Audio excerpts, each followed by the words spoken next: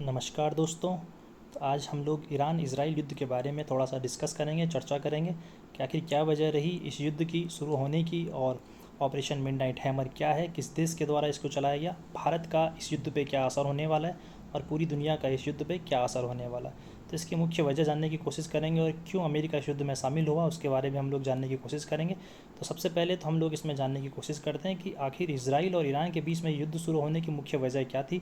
तो मुख्य वजह थी आपके पास परमाणु बम। वो मुख्य वजह क्या है? परमाणु बम था हमारे पास, जिसे ईरान काफ़ी समय से बनाने की कोशिश कर रहा है और इसराइल उसे रोकने का काफ़ी प्रयास काफ़ी समय से कर रहा है। फाइनली इसराइल ने जो है ईरान को ये कहते हुए समझाते हुए काफ़ी कोशिशें करने के बावजूद भी जब ईरान नहीं माना तो इसराइल ने फाइनली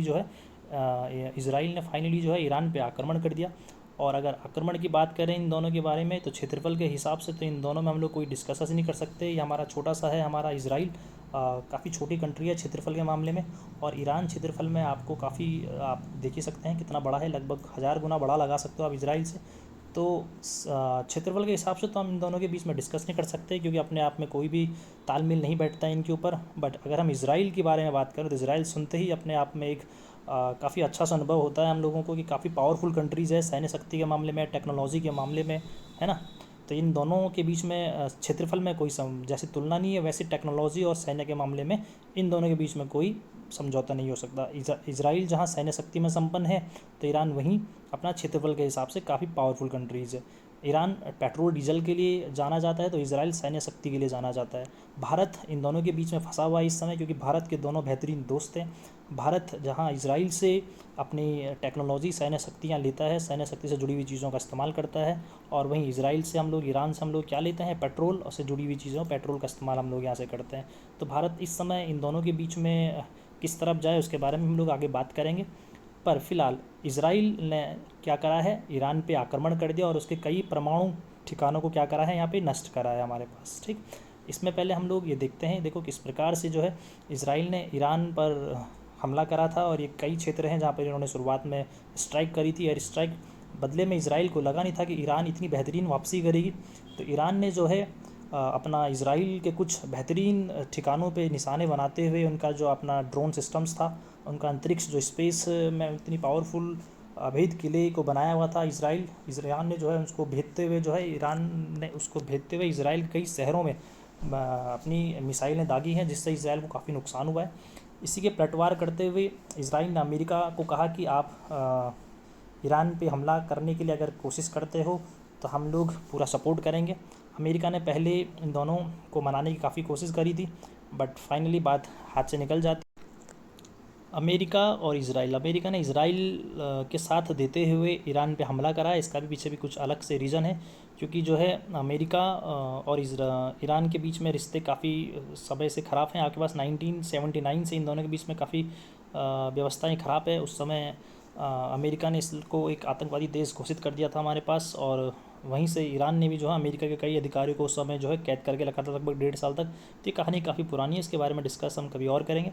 फिलहाल हमारे पास ये इसराइल है। इसराइल की राजधानी याद रखनी है आपने इस समय एग्जाम्स के लिए, और साथ में हमारी ईरान की कैपिटल याद रखनी है। ईरान की हो गई तेहरान और इसराइल की होगी तेल अवीव आपके पास। ठीक, इन सब को देखते हुए ट्रंप हाल ही में अमेरिका के जो राष्ट्रपति हैं उन्होंने घोषणा करी थी कि मैं अगले 14 दिनों तक, 2 सप्ताह तक इस युद्ध के बारे में कुछ नहीं बोलूँगा। इसको देखते हुए इसराइल ने जब अमेरिका से बात करी तो कहा कि हम 14 दिन के अंदर पूरा का पूरा ईरान निपटा देंगे भैया, अगर आपको आना है तो आप आओ। ये देखते हुए कि फिर अमेरिका यानी ट्रंप को लगा कि सारा का सारा क्रेडिट कौन लेके चला जाएगा? इसराइल। तो ये देखते हुए उन्हें रातों रात में ही ऑपरेशन मिडनाइट हैमर शुरू करा, और ये मिडनाइट हैमर जो है यहाँ से शुरू होता है Whiteman air force base camp America, और यहाँ से उत्तरी अटलांटिक महासागर को पार करते हुए ईरान में जाके संपन्न होता है। ईरान के जो 3 परमाणु संयंत्रण थे, फार्दो, इस्फहान और नताज, इन पे जो है बम गिरा के अमेरिका ने इस सारी की सारी संभावनाओं को पूर्ण विराम कर दिया, और इसराइल का जो परमाणु बम गिराने का इरादा था वो अमेरिका ने रातों रात ऑपरेशन मिडनाइट चलाकर इसको संपन्न कर दिया। और इसके बाद जब ये ऑपरेशन चलता है पूरे दुनिया में, ऑपरेशन मिडनाइट की जब बातें होती हैं तो उसके बाद जो है चर्चा का विषय बन जाता है कि जब इतना बड़ा आपके पास परमाणु हमला हुआ है तो फिर वहाँ पे ईरान में काफ़ी संभावनाएं ख़राब होने की स्थितियाँ हो सकती हैं।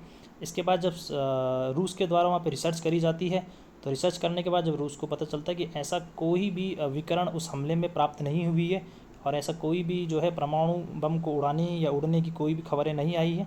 और इसके बाद जो है रूस कहता है कि ये जो ईरान पे परमाणु बम का हमला अमेरिका ने करा है वो विफल रहा एक प्रकार से। इसकी सफलता पे रूस ने सवाल उठाए हैं। अब ये सब जब घटनाएं घटित होती हैं तो फिर ईरान अब अपने बचाव में क्या करेगा, उसके पास कई सारे ऑप्शंस हैं। उसमें से सबसे बड़ा ऑप्शन है आपके पास वो है पेट्रोल डीजल, क्योंकि यहाँ से पूरी दुनिया में सप्लाई होता है हमारे पास। तो ये पेट्रोल डीजल का जो आपके पास यहाँ से एक प्रवेश द्वार जिसको हम लोग कहते हैं, उससे अगर वो यहाँ पे दरवाज़ा जिसको हम लोगों ने नाम दिया है हारमूज जलडमरू, जिसको दुनिया किस नाम से जानती है, हारमूज जलडमरू के नाम से जानती है। दुनिया का ऊर्जा और गैस आपूर्ति का द्वार कहा जाता है इसको। एक तरफ ये है ईरान, एक तरफ हारमूज स्ट्रेट्स। ये लगभग 33 किलोमीटर चौड़ा है और जो ईरान के संपर्क में इस समय, अगर ईरान इसको बंद कर देता है तो पूरी दुनिया में पेट्रोल और डीजल का जो लेन देन है वो इस समय कुछ अर्थव्यवस्था को नुकसान पहुंचा सकता है। ठीक, तो इसके बारे में हम लोग और आगे देखते हैं क्या होता है भारत पे इसका असर। तो भारत पे इसका असर क्या होगा उसके बारे में हम लोग जानने की कोशिश करेंगे। हारमूज जलडमरू को थोड़ा सा और देख लेते हैं कहाँ पर है ये। तो ये किसको कैद करता है, एक तरफ फारस की खाड़ी को, एक तरफ ओमान की खाड़ी को। तो इन दोनों को जोड़ने का जो दरवाज़ा है जलडमरू है उसको हम क्या कहते हैं, हारमूज कहते हैं आपके पास। ठीक, ये अलग अलग देशों से जुड़ा हुआ है। तो ये सिर्फ पेट्रोल वाली जो कंट्रीज़ हैं उनके लिए यहाँ पर दरवाज़ा है, प्रवेश द्वार है, यहीं से पेट्रोल पूरी दुनिया में सप्लाई होता है। भारत पे इसका क्या असर होने वाला है तो वो भी हम लोग देखते हैं। भारत पे जो हमारे भारत के समय पेट्रोल मंत्रालय है, पेट्रोल मंत्री है, उन्होंने कहा है कि हरदीप सिंह पुरी जिनका नाम है पेट्रोल मंत्रालय जिनके अधीन में, हरदीप सिंह पुरी ने कहा है कि भारत ने जो है अपना जो भंडार है उसको काफ़ी समय के लिए इकट्ठा करा हुआ है। तो भारत का जो है इस पर ज़्यादा असर नहीं होने वाला पेट्रोल डीजल का। इसी समय जो हमारे यूएनओ महासचिव हैं उनका भी एक इंट्रो आता है। यूएनओ महासचिव जिनका नाम है एंटोनियो गुटरेस, वो कहते हैं कि ईरान के परमाणु केंद्र पर अमेरिका का जो हमला हुआ है चिंताजनक है।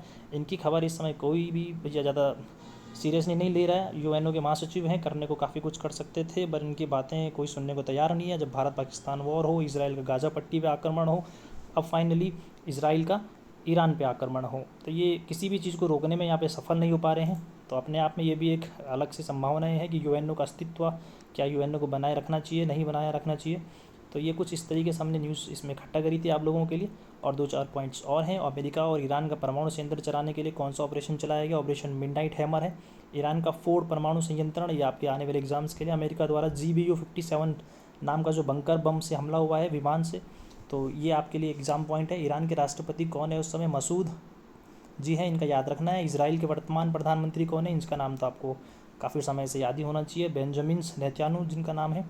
फारस की खाड़ी और ओमान की खाड़ी को जोड़ने वाला जो प्रमुख दरवाज़ा है जलडमरू है, चैनल है, उसका नाम क्या है, हारमूज जलडमरू है। संयुक्त राष्ट्र के महासचिव कौन है, एंटोनियो गुटरेस है हमारे पास। ठीक, तो ये कुछ महत्वपूर्ण फैक्ट थे जिनके बारे में हमने आपको बताने की कोशिश करी है इस वीडियोज़ के माध्यम से। जो भी इसमें कमी पेशी रही गई हो उसको आप हमें बताने का कष्ट करें। तब तक आप इसको अच्छे से रिविज़न करें। मिलते हैं नेक्स्ट वीडियोज़ में।